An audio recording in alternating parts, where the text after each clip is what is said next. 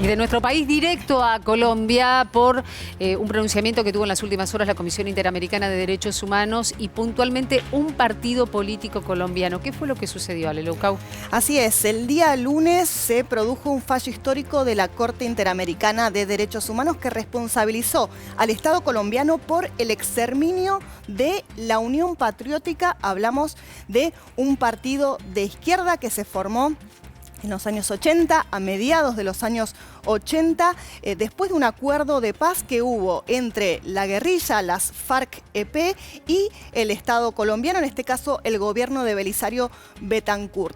Después de este acuerdo por el cual se determinó que la guerrilla dejaba las armas y pasaba a la acción legal a través de un partido político, este partido tuvo mucho éxito. Hablamos de un partido de izquierda porque, bueno, estaba conformado por ejemplo, el Partido Comunista y muchas fuerzas que habían estado luchando en la clandestinidad.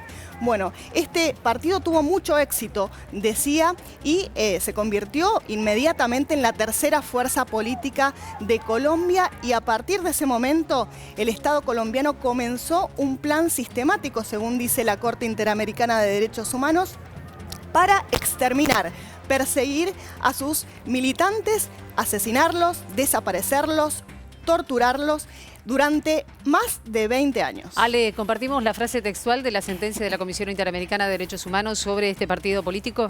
Sí, así es. Bueno, son fragmentos los que vemos acá en la pantalla de lo que es esta sentencia. Dice: violencia sistemática contra los integrantes y los militantes de la Unión Patriótica, la cual perduró por más de 2 décadas y se extendió en la casi totalidad del territorio colombiano. Un partido integrado casi totalmente por dirigentes de izquierda, o que también formaba parte de su cuerpo distintas personalidades, dirigentes de alguna agrupación reconocida como paramilitar.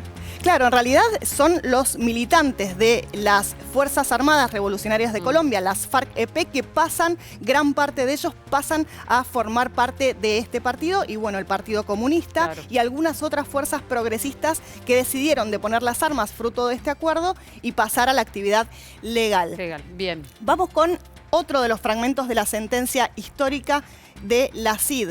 El plan de exterminio sistemático contó, y esto es importante, con la participación de agentes estatales y con la tolerancia y aquiescencia de las autoridades, constituyendo un crimen de lesa humanidad. ¿Estamos hablando de los gobiernos de quién? ¿De Uribe? ¿Llega a los gobiernos de Uribe, por ejemplo? Sí, hablamos desde los gobiernos, desde el año 85 hasta el año 2005, digamos, hasta que finalmente la Unión Patriótica terminó desapareciendo del mapa. De hecho, bueno, decíamos cuando había ganado Petro que en Colombia nunca había gobernado la izquierda. Quizás esta es una de las respuestas que nos ayudan a entender por qué pasaba esto. Y claro, tenemos que mencionar los actores estatales. En este caso hablamos de los gobiernos, de las Fuerzas Armadas, de los grupos paramilitares, del poder económico del agronegocio y del narcotráfico, que funcionaban justamente en conjunto para perseguir a estos militantes, y por supuesto dentro de un contexto regional marcado por la doctrina de seguridad nacional de Estados Unidos